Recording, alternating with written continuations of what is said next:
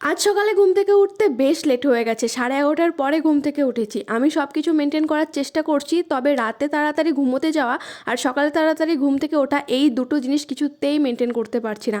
সকালে বিছানাটা গুটিয়ে নিলাম, মায়ের একটু শরীর খারাপ করছিল তাই মাকে একটা প্যারাসিটামল দিয়ে দিলাম। তারপরে সকালে আমার জলটা বানিয়ে নিলাম, মানে ওই লেবু আর মধুর জল। এখন থেকে আমি বেশ কিছুটা ডায়েট ফলো করছি, হ্যাঁ স্ট্রিক্টলি ডায়েট ফলো করছি না, তবে ওই আর কি টুকটাক করছি। তো প্রথমেই সকালে এক গ্লাস জলটা খেয়ে নিলাম।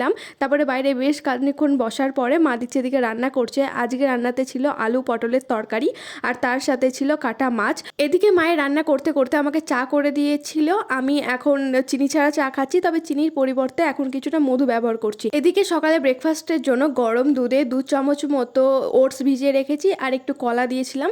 এটা দিয়েই আমি আজকে সকালে ব্রেকফাস্টটা করব। আমি এখন ভাতটা খুবই কম খাচ্ছি, মানে দিনে একবারই ভাত খাওয়ার চেষ্টা করছি। তারপরে মা এখানে স্নান টান করে পুজো দিয়ে নিল, আমারও স্নান হয়ে গেছে। দেখা হচ্ছে পরে ভিডিওতে।